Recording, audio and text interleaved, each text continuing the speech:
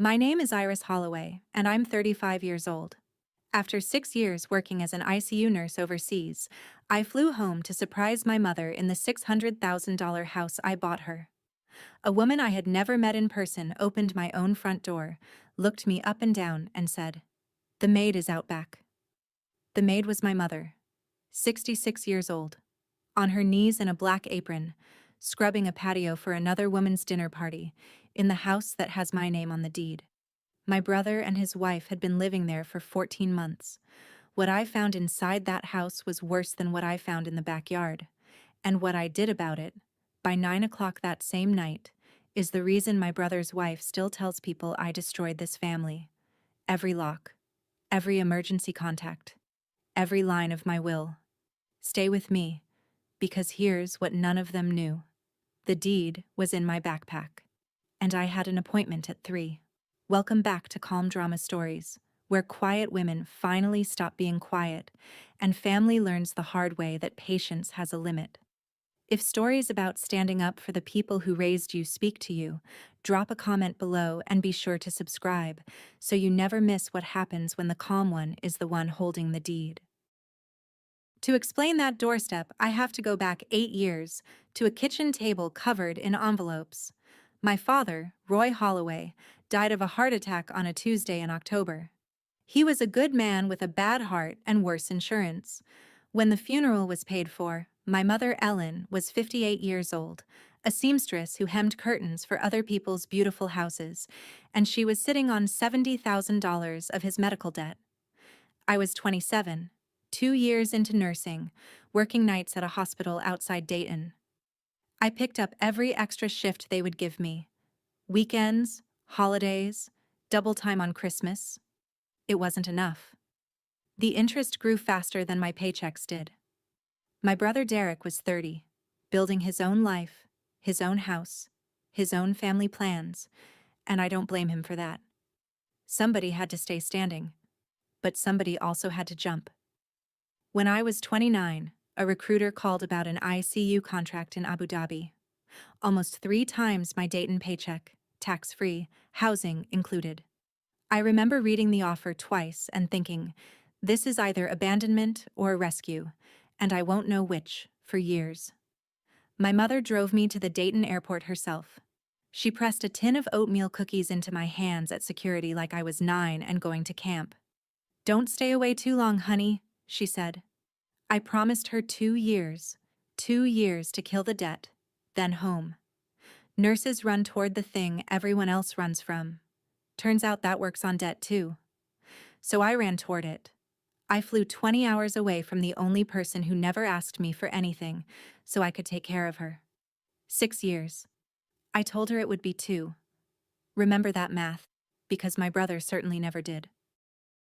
People hear nurse overseas and picture palm trees. Here is what it actually looked like. 12-hour shifts in a unit where nobody spoke my language except the monitors. Christmas mornings spent charting vitals while my family opened presents on a screen. My Aunt Carol's funeral, watched on a phone propped against a break room coffee machine. My engagement, ended politely in year 2 by a good man who said he couldn't marry a time zone. I paid off the last of Dad's $70,000 in year 3. I stood in a hospital stairwell with the confirmation on my phone and cried for exactly 1 flight of stairs, then went back to work. And then I did something that made all of it make sense. I opened a savings account and named it Roses. My mother has wanted a rose garden her whole life. Her parents cleaned schools for a living. She grew up scrubbing other people's floors, then sewed curtains for other people's windows for 40 years, and every house she ever loved belonged to someone else. When we were kids, she'd slow the car down past the pretty craftsman houses on the north side and say, "Someday, a yard with good sun."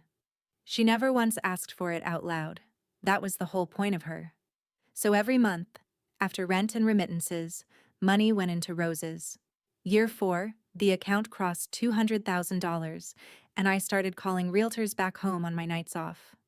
Some daughters send flowers on Sunday. I was saving up to send the whole garden. Every Sunday we talked, and every Sunday she asked if I was eating enough, and I looked at that account balance and kept my mouth shut. It was the best secret I ever kept.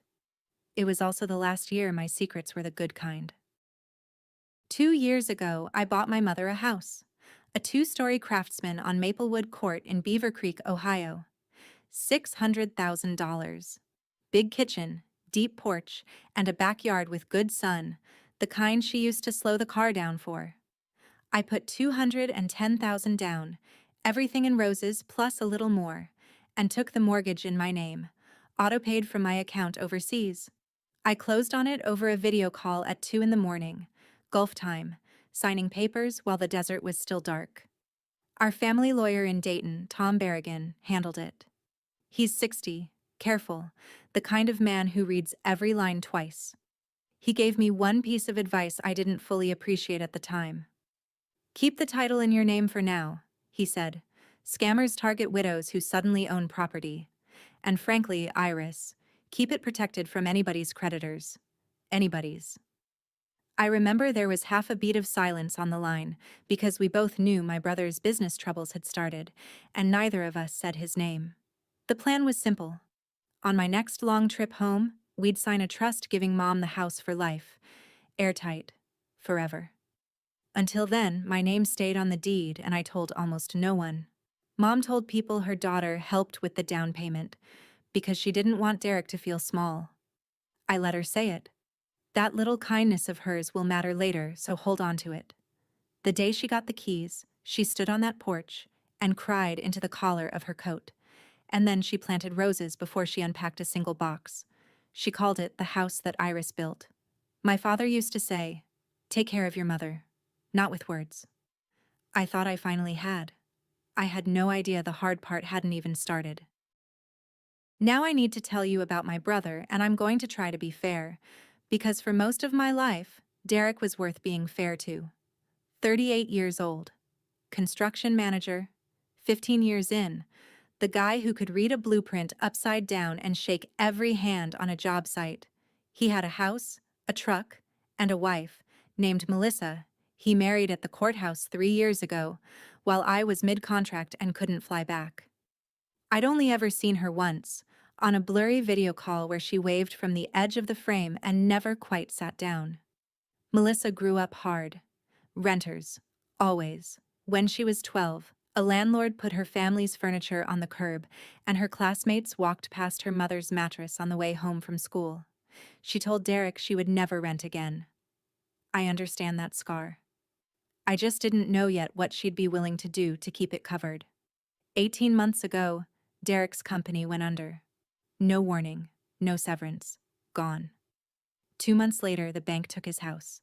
He called me exactly once during all of it, not to ask for help, to refuse it. I offered him a loan, quietly, no interest, no deadline, family terms. He let the silence go long, and then he said the sentence I've been hearing in my head ever since. You write checks, Iris. The house had 4 bedrooms and 1 widow. Of course I said yes. I want that on the record. I said yes, because she wanted to help her son, and it was her home to share. I only set 2 conditions, and I set them out loud with Derek on the call. Temporary. And Mom is the lady of the house. Full stop. Derek was gracious. Charming even. In that way he could turn on like a porch light. We'll take better care of Mom than she takes care of us, he said, and Melissa's voice floated in from somewhere off-screen, bright and sugared. We're so grateful, truly. That was the second time I ever heard my sister-in-law. Both times, off camera. 3 months in, Mom mentioned, light as a grocery list, that Melissa's mother, Sandra, had come for a weekend. Sandra's landlord had jacked her rent 40%, and she needed a breather. The weekend became a month. The month stopped being counted. I asked Mom if she was okay with a 4th adult in the house, and there was a pause I didn't like before she said, "It's fine, honey, the house is big." I've replayed that pause 100 times. A 4-bedroom house. A widow who owned none of it on paper and believed she owned all of it. 3 guests who believed they were done being guests. Looking back, the wedding I missed wasn't the expensive part. The expensive part was every small yes, stacking up quietly, like snow on a roof. Nobody hears the beam start to bend. You only hear it when it breaks. 9 months ago, Mom had her knee replaced, and that surgery became the hinge everything else swung on. Derek called me himself, warm and organized. "We're setting Mom up on the first floor. No stairs on that knee. Doctor's orders." It sounded loving. It sounded exactly like what I would have suggested, which is what made it such a clean trap. Then her phone broke. The Sunday calls moved to Derek's tablet, and the tablet lived in the kitchen, and Derek lived at the edge of every frame. My mother started appearing in an apron on Sunday mornings. Her face got thinner. Her hands got rougher, red at the knuckles, the way hands get from dishwater, not from gardening. When I asked why she seemed tired, Derek leaned in. "Mom loves keeping busy. You know her." Mom smiled at the camera like a hostage reading a statement, and I want to be clear. I saw it. I'm a nurse. I read faces for a living. So I acted. I mailed her a new phone. The package never arrived, and the tracking said delivered, signed for at the front door. I offered to pay for a cleaning lady, twice a week, my treat. Derek chuckled. "We're family, Iris. We don't need strangers in the house." 1 month, she said, real quiet. "Money's a little tight this month." And then changed the subject like she'd touched a hot stove, and the next Sunday the call dropped twice at strange moments. Here's why I didn't get on a plane that week. My unit was mid-accreditation, and I was the lead. Walking out meant losing my visa, breaking my contract, and abandoning 40 beds. I counted the days to my banked leave, the way some people count down to a wedding. Meanwhile, on the other side of the world, somebody's money was going somewhere, and it wasn't hers. 2 things finally sent me to the airport. The first was a flower delivery.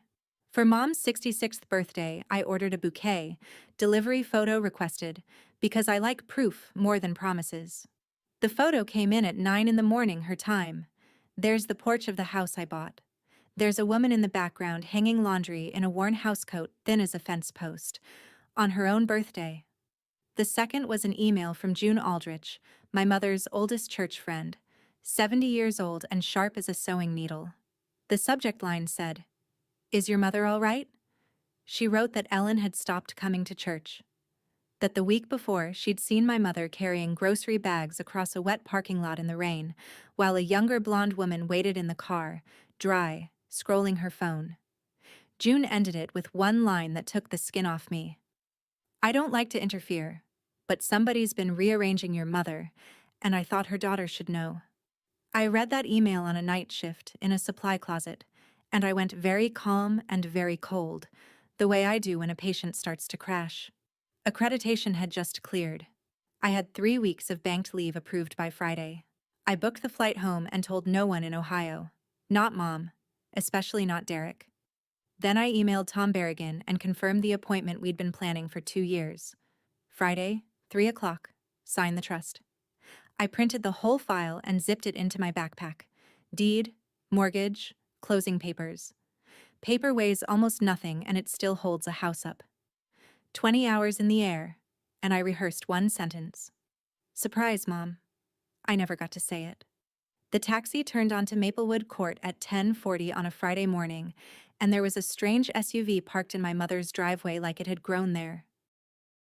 I rang the doorbell of the house I bought like a saleswoman. Ball cap, sunglasses, backpack, 20 hours of airplane on me. The door opened on a blonde woman in a silk robe with a coffee mug, and I knew her from one blurry wave 3 years ago. Melissa, my sister-in-law, in my doorway, looking me over the way you check produce. What I didn't know yet was that she'd posted an ad that week for a part-time girl to help clean before her dinner party. So when she saw a tired woman in a ball cap on the porch, she didn't see family. She saw the help arriving. "Oh, you're here about the cleaning?" she said, already turning away. "The maid is out back. She'll show you what needs doing." The maid. Then her phone rang, and she answered it, and she left my own front door hanging open behind her like I was a draft. I stood there 1 second, 2, letting that sentence finish landing. Then I stepped into my own foyer like a stranger. New smell. Some candle called ocean something. New photos on the mantle. Melissa and Derek at the courthouse. Melissa on a beach. Melissa's mother holding a wine glass. The spot where my father's picture used to hang held a framed sign that said, "Bless this home." Somewhere upstairs, a television talked to an empty room, and from the backyard came a sound I knew before I could name it, a scrape and a slosh. Patient. Over and over. A scrub brush on stone. Somebody was on their knees out there, getting a patio party ready. I walked toward the sound with my heart going like a code alarm, and I already knew. The way you know bad news through a door, exactly who I was about to find. My mother was on her knees on a folded foam pad, scrubbing the patio in a black apron. 66 years old, 9 months off a knee replacement, kneeling on stone. Her rose bushes, the whole reason for the yard with good sun, had been shoved into a shady corner in plastic pots to make room for a new party set with the tags still on. I said, "Mom." She turned, and for half a second I got the whole sunrise, her entire face lifting, my name breaking open in her mouth.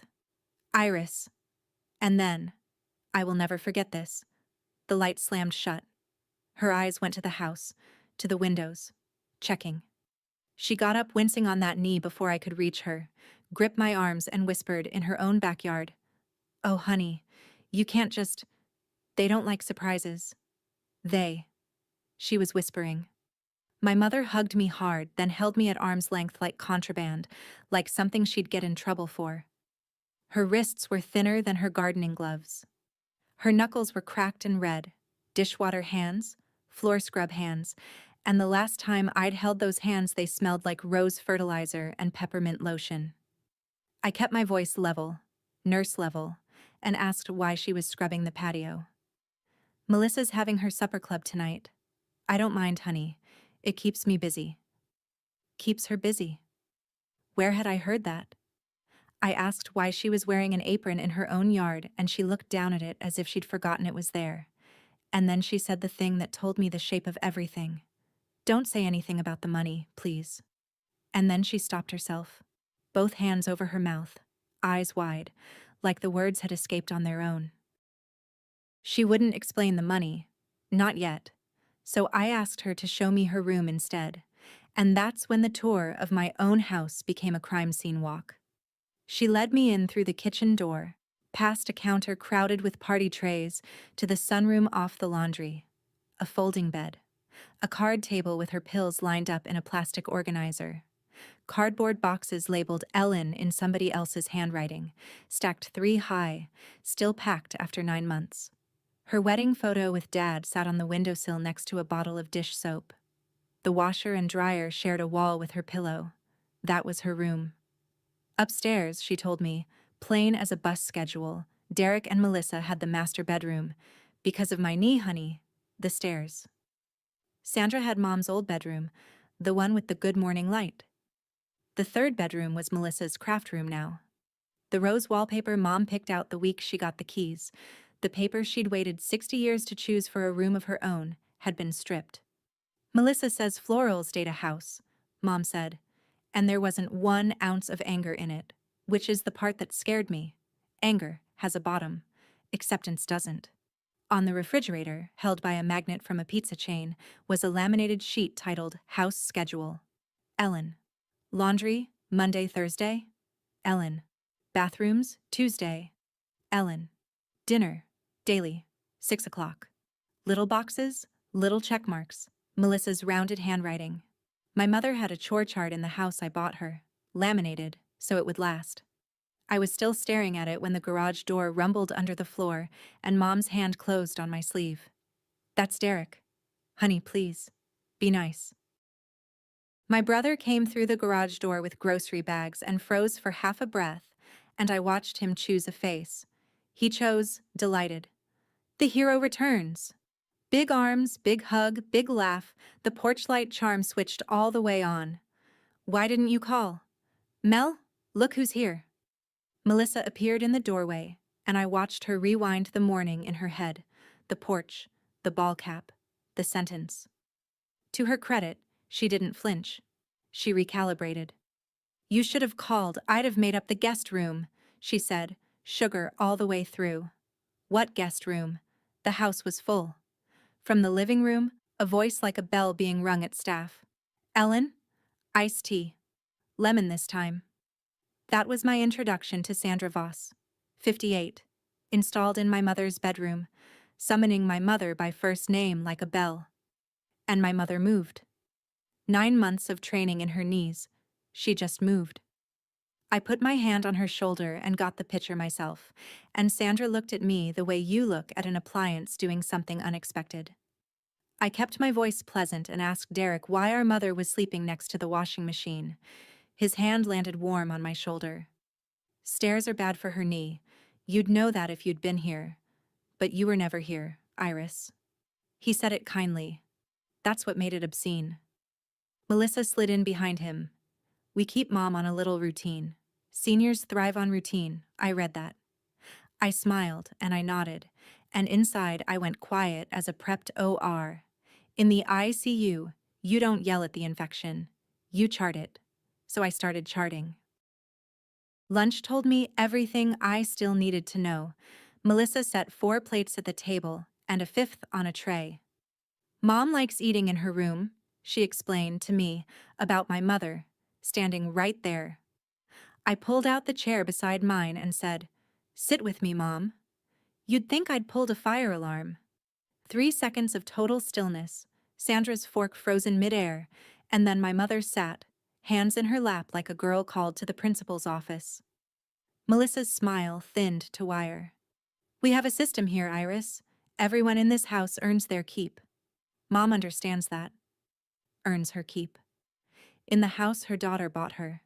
Sandra dabbed her mouth. It's called contributing, dear. Our generation understands that. Her generation. She's 8 years younger than my mother, and the only thing I ever saw her contribute was ice requests.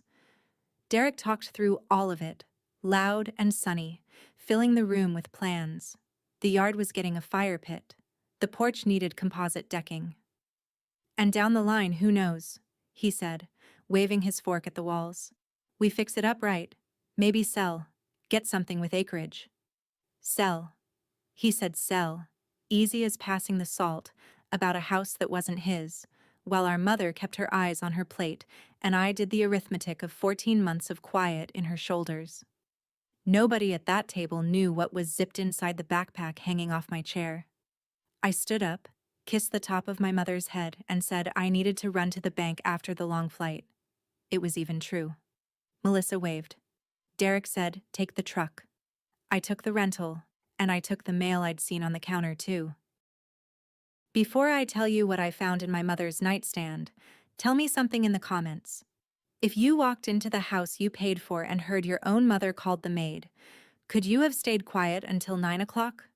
Because staying quiet was the hardest thing I have ever done. If you're still with me, hit subscribe. You'll want to hear what the deed in my backpack was about to do. About that mail. While we cleared lunch, I'd seen a stack of opened envelopes on the counter, and the top one had my mother's name showing through the plastic window. Opened. Not by her, because she flinched when I touched it. It was a store card statement. Ellen Holloway. $3,900 of balance. I read the charges twice. A boutique in the green, a day spa, 2 restaurant tabs the size of car payments, a salon. My mother hasn't sat in a salon chair since my father's funeral, and she'd sooner tithe double than pay $40 for a lunch. The signature line on the receipts wasn't even a good forgery of her hand. In the kitchen, with the water running loud on purpose, Mom finally gave me the shape of the money in a whisper. Melissa had borrowed the card for convenience, and every month my mother handed Derek $600 in cash from her Social Security. He called it grocery money. He collected it, her word, collected, on the 3rd of the month, the day after her check landed. 14 months. I did the multiplication standing at the sink, the same way I do drug doses, fast and cold. $8,400 in grocery money, $3,900 on the card, $12,300 out of a widow whose check is $1,860 a month. Don't say anything, Mom whispered. He gets loud about money. Please. I dried my hands, folded the statement into my jacket, and said, We're going to the bank. You're coming with me. Right now. From the living room, Melissa's voice sailed in. Ellen? The patio isn't finished. And for the first time in 14 months, my mother didn't answer to her name. She went and got her coat. While Mom hunted for her good shoes in that sunroom, I picked her Bible up off the folding bed where it had slipped, and an envelope slid out of Psalms into my hand. I shouldn't have looked. I'm glad every day that I looked. It was an application to Golden Pines Senior Apartments, filled out in my mother's careful seamstress cursive. Behind it, a letter confirming her spot on the waiting list, dated 3 weeks ago. Behind that, a receipt for a $75 deposit to hold her place, and I knew without asking that she had saved it in ones and fives out of what was left of her check, because who counts out $75 any other way when somebody is collecting the rest? My mother was planning to move out. Quietly. The way she does everything. Out of the house her daughter bought her. Out of the yard with good sun, to a waiting list. So she wouldn't be a burden to one single person who was already living off her. She caught me holding it. She didn't grab for it. She just straightened up with that seamstress dignity and said, "It's a nice place, honey. They let you keep 2 flower pots." 2 flower pots. I bought that woman a 1/4 acre of good sun, and the people upstairs had shrunk her world down to 2 flower pots by a strange window. I folded that application and put it in the inside pocket of my jacket, flat against my sternum, and I kept my face nurse flat because she needed me level more than I needed to feel things. "Nobody is going anywhere, Mom," I said, "except the people upstairs." She looked at me the way she used to look at storm clouds from the porch, half hope, half fear. Then she put on her coat. In the rental car, with the doors shut and nobody's name on a schedule, my mother talked the whole drive and half the parking lot, and I just drove and let her. "It started kind," she said. "It really did. Derek fixed the gutters. Melissa cooked. Then the knee surgery, and the move downstairs that was doctor's orders. And somehow her furniture never came back down with her, just boxes. Then the schedule showed up on the fridge, laminated. Just to keep things fair. Her phone never came back from the repair shop, because a family plan on Derek's account was cheaper. Every step had a reason you couldn't argue with at the time. "That's how it works," she said. "Nobody ever asks you to hand over your whole life at once. They ask for one hallway at a time." And why didn't she tell me? She turned her wedding ring around her finger. "If you came home early, you'd lose the job, the visa, everything you bled for. I wasn't going to cost you your life twice." Twice. Like my 6 years were her fault. Then the sentence that rearranged my whole plan. "Anyway, honey, when I go to Golden Pines, the house passes to Derek someday, and maybe that settles him. It's really his only chance at one." She thought the house was hers. She thought it was already flowing toward her son. She was planning to erase herself to fund his second act, and she called it tidy. My hands were absolutely steady on the wheel, 10 and 2. "Mom," I said, "the house was never yours to leave him. It's mine. My name. Alone. On the deed. And by tonight it'll be yours in a way nobody can ever touch." She turned in her seat. And for the first time all day, my mother looked like my mother. First Dayton Savings, 10 minutes from the house. I asked the teller for 14 months of statements on my mother's account, printed and stamped, and while the printer worked, an older teller with reading glasses on a chain leaned in, lowered her voice, and said, "We flagged some activity on this account once, ma'am. The gentleman said it was rent." The gentleman. On the account. Because 9 months ago, right after surgery, Mom had added Derek as an authorized user to help with the bills while I was on the walker. She'd tried to undo it back in the spring, she told me, standing right at this counter, but removing him required both parties present, and Derek stayed busy for 3 straight months of Saturdays. Busy. The statements came off the printer warm, and there it was in black and white. The ugliest rhythm I've ever read. Social Security lands on the 2nd. 600 cash out on the 3rd. 14 times, like a metronome. Plus the odd 100 here, 60 there, gas stations, a sporting goods store. My mother pays for the privilege of scrubbing the patio. We fixed what could be fixed on the spot. New account. Her name and mine, new passwords. Her social security redirected into it starting next cycle. The old account, frozen for review, with the branch manager's card stapled to a dispute form about the card charges. I didn't raise my voice once. Paper doesn't need volume. Mom signed everything with that careful cursive, a little taller with each signature, and as we stood up, her phone buzzed on the counter. The cheap spare Derek had finally granted her on his family plan. A text from Melissa. Party at 6. Guests at 6:30 sharp. Wear the black apron. Mom read that text in the bank parking lot, and her thumb hovered over the reply. 14 months of yes ma'am loaded up in one thumb. I took the phone, gently, and read it again. Party at 6. Guests at 6:30. Wear the black apron. And something in me went very still and very clear, because do you see what Melissa had just done? She had rented a stage. She'd invited an audience, 6 women from the neighborhood and the church, into my house, tonight, to watch her play Lady of the Manor with my mother as the staff.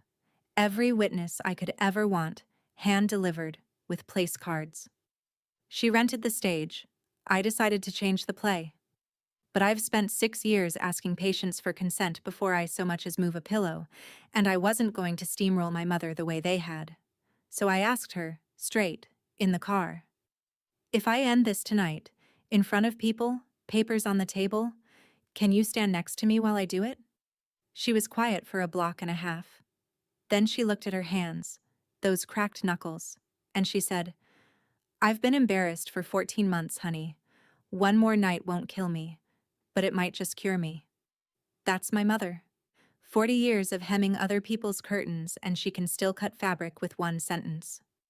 I checked the dashboard clock. 2:41. Lawyer at 3.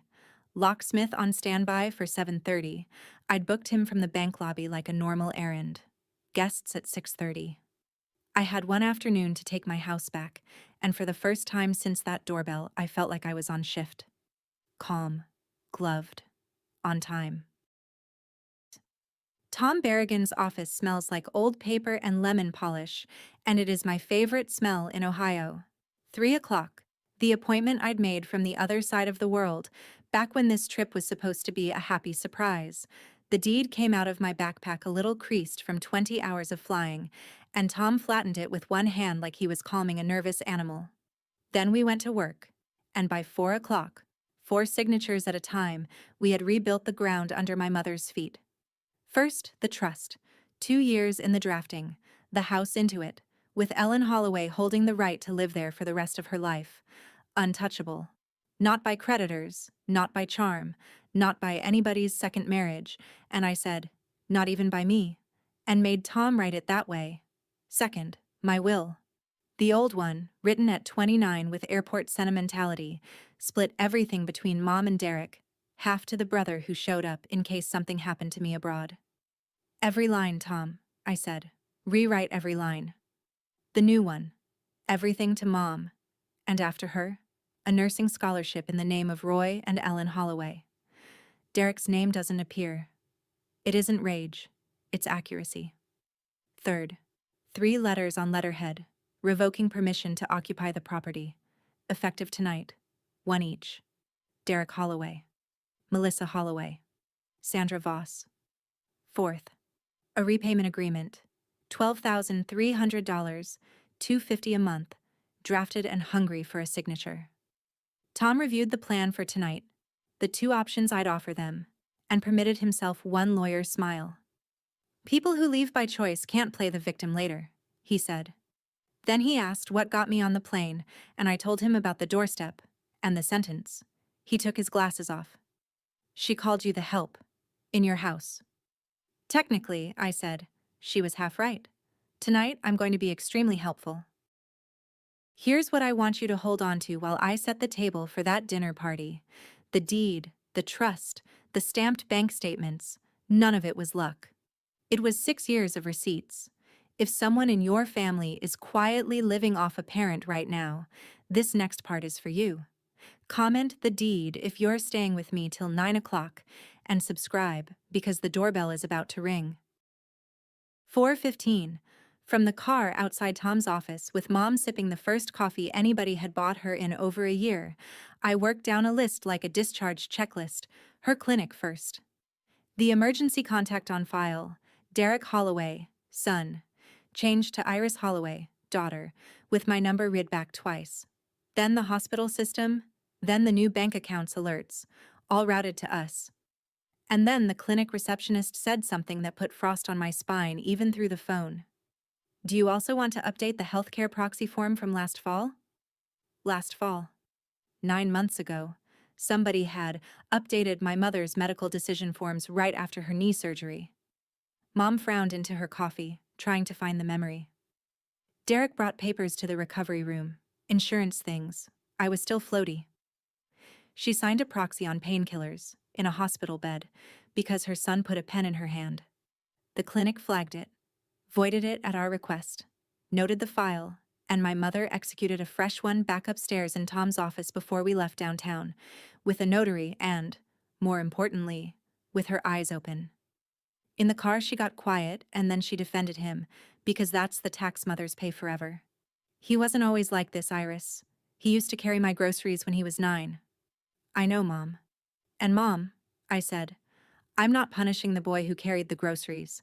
I'm stopping the man who took your bedroom. She looked out the window a while. Then she nodded. Once, like a stitch pulled tight. June called as we turned onto Maplewood Court, tickled to be invited to Melissa's party and fully briefed by nobody, and I asked her only this. Sit near Ellen tonight. Honey, June said, I've been praying somebody would come. I didn't know God booked economy. 5:05. Melissa was on the porch, arms crossed. Where have you two been? The patio. Mom's off tonight, I said, and walked past her into my house. By 5:30, the house had become Melissa's stage set. Cloth napkins folded into fans, candles down the table like a runway. Handwritten place cards, Melissa at the head. And laid out on the buffet, my mother's wedding china. The white and gold set she and Dad picked out in 1979, the set we were only allowed to touch on Thanksgiving.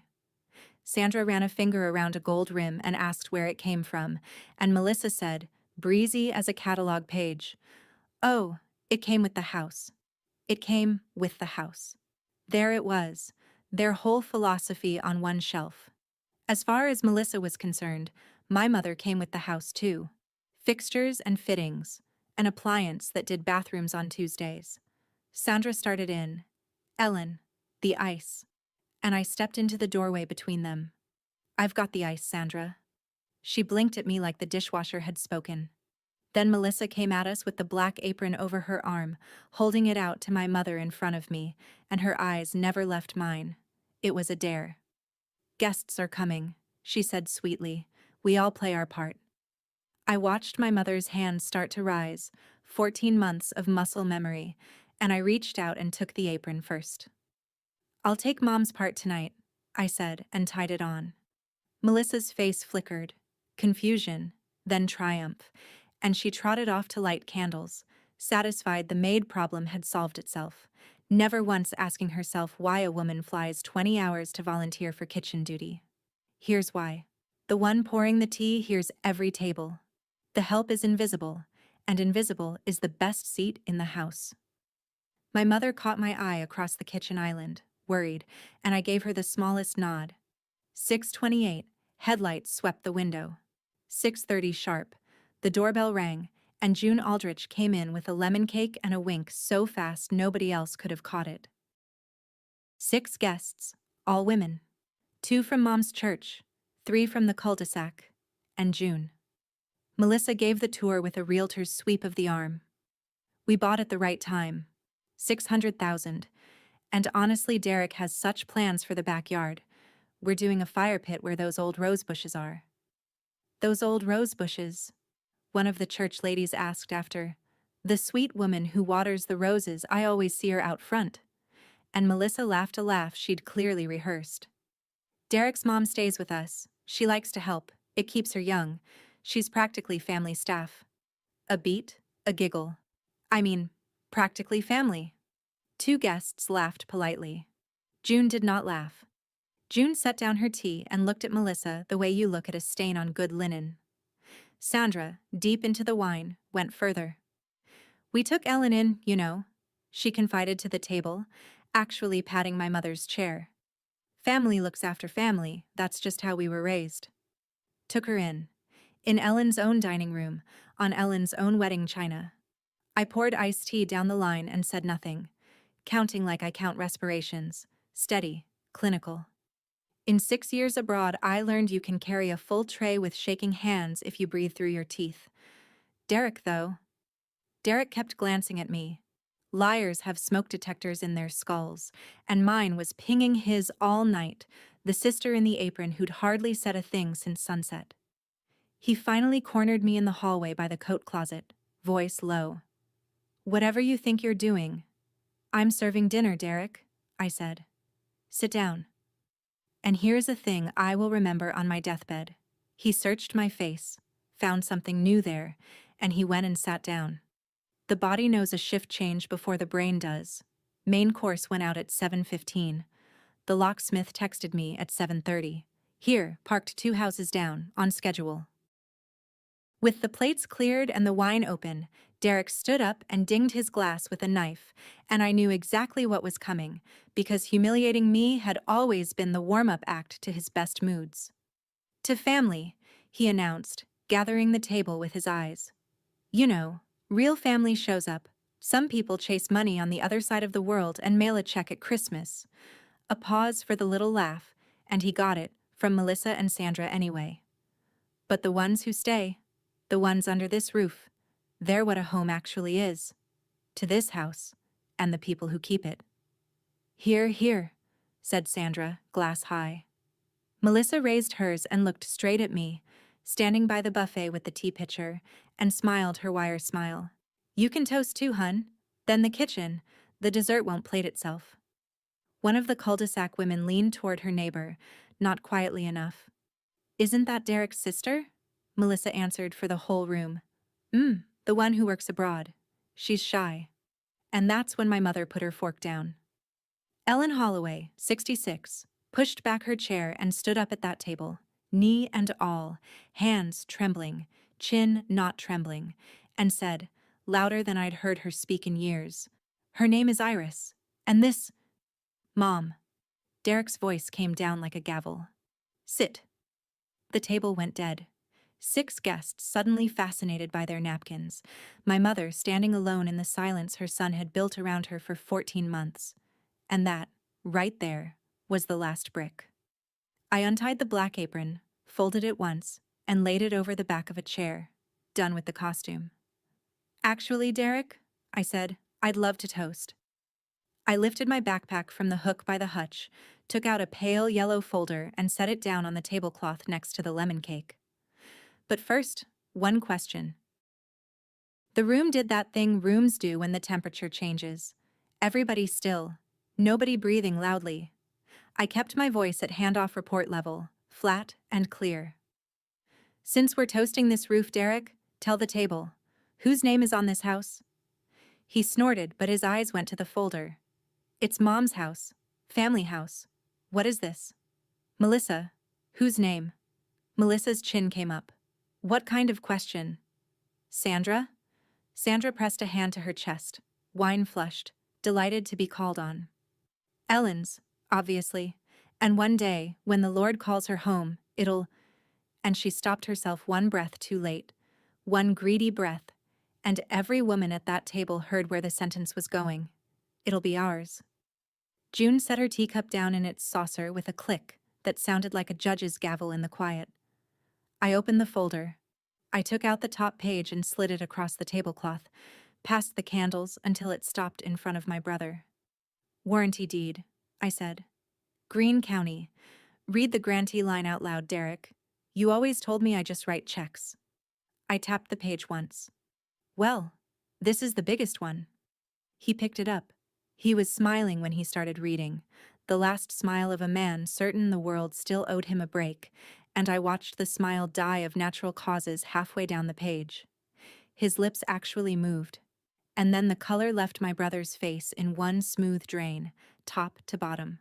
The way it leaves a patient about 30 seconds before the monitors start telling you what you already know. Melissa said, "Derek?" He didn't answer. Sandra said, "Derek?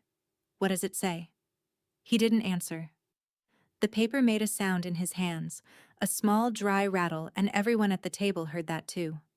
My mother stood beside her chair, both hands folded, watching her son learn to read. Iris, Marie, Holloway, Derek read, and somebody's spoon slipped and rang against the china like a tiny bell. I did not raise my voice. If anything, I lowered it, the way you talk in rooms where something serious is finally being handled. Paper 1, I said. The deed. I bought this house 2 years ago. 210,000 down. Mortgage in my name. Auto paid from Abu Dhabi. Never a day late. You've been living in your little sister's house since the day you carried your boxes in. Melissa's mouth opened and I kept going. Even, unhurried. Paper 2. As of 4 o'clock this afternoon, this house sits in a trust.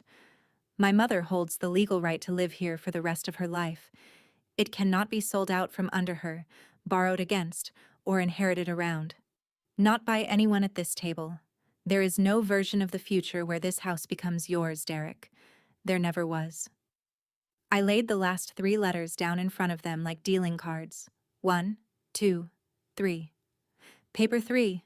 Permission to occupy this property. Revoked. On advice of counsel. Effective tonight. Derek Holloway, Melissa Holloway, Sandra Voss. Melissa came out of her chair so fast it barked against the floor. This is our home. And I looked at her, and I felt the whole day settle into my spine. 20 hours of flying, 14 months of lies, and I said, quieter than she was by half. No, it's the house my mother has a life right to, inside the walls I own. You've been guests here, guests who made the owner scrub your patio on her knees for tonight's party. June rose from her seat, deliberate as church, walked around the table and stood beside my mother. Then the church ladies stood up too. Then the dam went, all 3 at once. Melissa went shrill, and I mean glass-cracking shrill, about ingratitude, about everything we've done for your mother, about how I'd abandoned the family and she had held it together. Sandra found her pulpit voice. In my day, family did not do this to family. In my day. I set the laminated chore chart down on the tablecloth next to the deed. Ellen, bathrooms, Tuesday, in her daughter's rounded hand, checkboxes and all. In your day, Sandra, did dinner guests assign the homeowner bathroom duty? One of the cul-de-sac women made a sound into her napkin that wasn't quite a cough. Sandra's mouth worked and produced nothing. And Melissa, I'll give her this. She never runs out of ammunition, only aim, wheeled on me with her finger up. You think you can waltz in from your fancy job? This morning, I said, and something in my tone made even her stop. You opened my front door and you told me the maid is out back. The maid. Melissa. That was our mother. The whole table heard it land. Both church ladies were already moving, flanking my mother like an honor guard, one with an arm around her waist. And Derek came up out of his chair roaring, the last animal in the flood. You were never here. And slammed his palm on the table hard enough to jump the candles, wine trembling in 6 glasses, everyone flinching except me, and, I noticed, my mother. I waited for the wine to go still. I'm here now. That's all I gave him. He stood there with his hand flat on the table he didn't own, in the house he didn't own, breathing hard, and Melissa grabbed his arm and hissed, "Do something." And my brother looked around the room and discovered there was no audience left to perform for. I took out the last set of papers, the bank statements with the branch stamp still shiny, and set them beside the chore chart. Social Security lands on the 2nd, I said. 600 in cash leaves on the 3rd. 14 months in a row. Plus, 3,900 charged to her store card in a signature that isn't hers. $12,300 out of a 66-year-old widow's $1,860 a month. Ohio has a name for that, and a felony statute to go with it. So here is your one choice, not 2. Option A, you're out of this house by 9 tonight, you sign this repayment agreement, $250 a month, and you collect the rest of your things by appointment. Option B, Monday morning I'm at the Beaver Creek Police Department with these statements, an eviction filing, and a civil suit, and 6 witnesses who heard every word said in this dining room tonight. I turned to Melissa, and I made myself say the next part gently, because it was true. You know what an eviction feels like, Melissa. You told Derek about the furniture on the curb when you were 12. I'm offering you the thing that landlord never offered your mother. A way out with your dignity, tonight. Take it. Her face did something complicated and furious, and she looked away first. And then my brother folded into his chair and put his hands over his face, and for a moment he was just Derek, and his voice came out cracked. I lost the job, Iris. Then the house. I couldn't be the man who lost everything twice, running this place. It was the only thing that still looked like winning. My mother's hand lifted toward him, mother to the bone, and he slapped it away without even looking and jabbed a finger at his wife. This is her fault. The apron, the schedule, all of it. Her idea. Melissa spun on him. My idea? Who told me his mother liked being useful? And there they were, the ones who stay, feeding on each other in front of the neighbors while my mother lowered her unheld hand. The guests left the way people leave a graveside, quiet, pressing my mother's hand on the way out. All but June, who marched into the kitchen and put the kettle on like she was garrisoning the place. Upstairs, drawers slammed and zippers screamed, and Melissa's voice came through the floor in one long sawtooth hiss. Sandra tried negotiating on the staircase, clutching the banister like a courtroom rail. Surely I can keep my room a week. I'm not part of whatever this... Your daughter's cousin has a couch, Sandra. You have until 9. Derek signed the repayment agreement at the kitchen table, my father's old oak table, hunched over it while June's kettle ticked. He signed with a pen from his dead company, the logo half worn off under his thumb.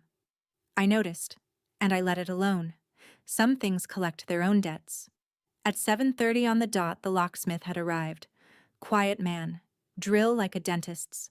And now he moved from door to door while suitcase wheels growled down the driveway behind him, and I stood in the hall listening to the 2 sounds braid together, new locks going in, old tenants going out.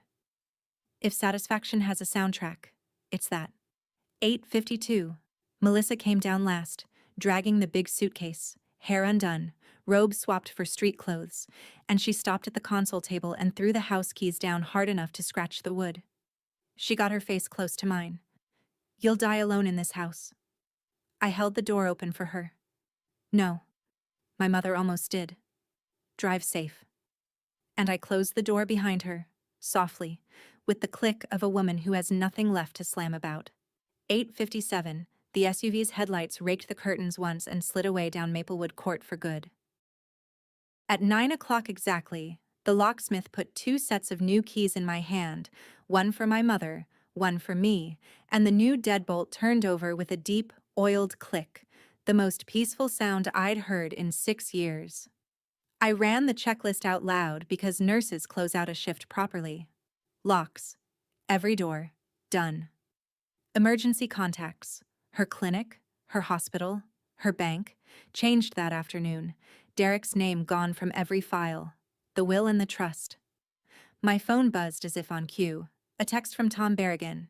Executed. Every line. TB. Then June and I carried my mother's things up the stairs she'd been banished from for 9 months, and we put her back where she belonged. Her wedding photo with Dad went on the dresser in the master bedroom. Her Bible went on the nightstand, the envelope gone from Psalms. Her clothes came out of cardboard and onto hangers, and June hung them by color because, she said, Ellen deserved a closet that looked like a garden. My mother stood in the middle of that big room, in the house her daughter bought her, and turned in a slow circle like a woman checking whether a dream had corners. Then she sat down on the edge of the bed and smoothed the quilt flat with both cracked hands. So careful, like she was afraid of wrinkling somebody else's things, and then she remembered they were hers. And that's when she finally came apart. The good kind. The kind of crying a body does when it's allowed to stop apologizing. What do I do with this whole room, Iris? She asked me, laughing and leaking at the same time. Sleep in, Mom. That's the whole job now. On my way down, I found the black apron where Melissa had left it, folded it, and dropped it in the box of her forgotten things on the porch. It was never my mother's uniform. It was their flag, and they could keep it. Then Mom and June and I drank tea at my father's oak table, in the quietest kitchen in Ohio. 3 weeks later, here's where everything landed. Derek and Melissa are on her cousin's couch across town. He took a night shift at a distribution warehouse, and the first $250 hit my mother's new account on the first of the month, on time. I don't need his apology. I need his autopay. Sandra rents a room near her other daughter, who I'm told keeps a chore chart. Melissa's supper club never met again, though the same 6 women now visit my mother on Sunday afternoons, through the front door, carrying cake, and June sits at her right hand like a duchess. Mom is back in the third pew at church. Her rose bushes came out of the shady corner and went into the middle of the yard, the sunniest spot, where the fire pit was going to be, and they've already thrown new canes. The Golden Pines application came out of my jacket pocket on my last morning home. I offered it to her. Her choice. Always her choice now. She tore it in half and dropped it in the compost bucket. "Compost," she said. "It should at least feed the roses." I signed a new contract before I flew out. A rotation this time, 8 weeks on, 4 weeks home, and my 4 weeks belong to a bedroom upstairs with rose wallpaper going back on the walls, because florals date a house, and so do widows, and I intend for both to date it for a very long time. Derek texted me once, near the end of my leave. "Can we talk?" I looked at it for a while, standing in the yard with the hose in my hand. He's my brother. He carried her groceries when he was 9. He also collected $600 a month from her hand while she slept next to a washing machine. So I sent back the only terms I had. "When the last payment clears, then we'll see who shows up." He hasn't answered. The roses have. That's enough accounting for 1 year. My father used to say, "Take care of your mother, not with words." And it took me 6 years overseas and 1 dinner party at home to finally learn the whole meaning. You take care of her, not with words, and not even with money, but with your name on the right papers, your feet in the right doorway, and your voice, calm and unshaking, on the one night it counts. That's my story. 1 flight home, 1 folder of paper, and a mother asleep in the master bedroom she deserves. If this reminded you to check whose name is on a deed or who's listed as your parent's emergency contact, do it this week. If you've watched Family Mistake Kindness for Weakness, share this video with someone who needs it. Drop a comment, hit subscribe, and I'll see you in the next one.